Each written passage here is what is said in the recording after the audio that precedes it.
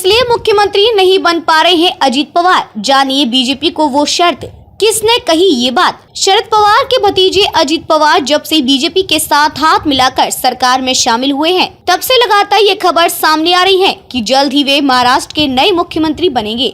हालांकि सरकार में शामिल होकर उन्हें 1 महीने से ज्यादा का वक्त बीत चुका है। अजित पवार को लेकर महाराष्ट्र की जनता समेत सियासी दलों में भी यह कौतूहल था कि अजित पवार इसके पहले 4 बार डिप्टी सीएम रह चुके हैं, फिर 5वीं बार उन्होंने राज्य का उप मुख्यमंत्री बनना क्यों पसंद किया। इसको लेकर एक नई जानकारी सामने आई है। इसके मुताबिक प्रधानमंत्री नरेंद्र मोदी ने अजित पवार के सामने यह शर्त रखी है कि अजित पवार तभी मुख्यमंत्री बन सकते हैं जब एनसीपी अध्यक्ष शरद पवार भी उनके साथ आए। इसलिए अजित पवार उनका समर्थन पाने के लिए लगातार शरद पवार से मिल रहे हैं। राज्य के नेता प्रतिपक्ष विजय वडेट्टीवार ने नागपुर में मीडिया से बात करते हुए यह दावा किया है। साथ ही वडेट्टीवार ने आगे कहा कि अजित पवार ने शरद पवार से मुलाकात की होगी और अपने साथ आने के लिए गुजारिश की होगी, लेकिन हम तीनों पार्टियां महाविकास अघाड़ी एक साथ हैं। वडेट्टीवार ने कहा कि शरद पवार और अजित पवार की मुलाकात को लेकर थोड़ी असमंजस की स्थिति पैदा हो गई है, लेकिन आज बीच में शरद पवार के भाषण से लोगों का वह भ्रम भी दूर हो जाएगा। विजय वडेट्टीवार ने और क्या कहा। अजित पवार पर निशाना साधते हुए वडेट्टीवार ने कहा कि यह सत्ता के लिए उठापटक है, जहां विचार और विकास को तिलांजलि दे दी गई है।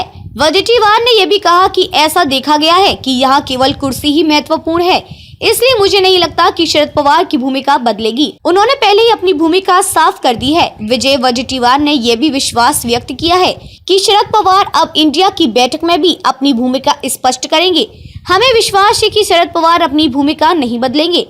अजीत गुट का पलटवार। हालांकि विजय वडेट्टीवार के इस दावे को अजित पवार के गुट ने पूरी तरह से खारिज कर दिया है। अजीत गुट के प्रवक्ता उमेश पाटिल ने कहा कि विजय वडेट्टीवार का बयान बचकाना है। प्रधानमंत्री मोदी ने अजित पवार के सामने कोई शर्त नहीं रखी है। बीजेपी को लगा कि लोकसभा चुनाव जीतने के लिए अजित पवार जैसा जननेता उनके साथ होना चाहिए। अजित पवार को बीजेपी ने इस उम्मीद से अपने साथ जोड़ा है कि राज्य के विकास में तेजी आएगी। शरद पवार और अजित पवार की कई बार मुलाकात हो चुकी है। कभी कभी आपको सार्वजनिक जीवन में एक अलग भूमिका निभानी पड़ती है। इसका मतलब ये नहीं है कि व्यक्तिगत रिश्ते टूट गए हैं। शरद पवार और अजित पवार को एक दूसरे के साथ दुश्मन जैसा व्यवहार क्यों करना चाहिए, सिर्फ इसलिए कि उनके राजनीतिक विचार अलग अलग हैं। ये पवार साहब के संस्कार नहीं है।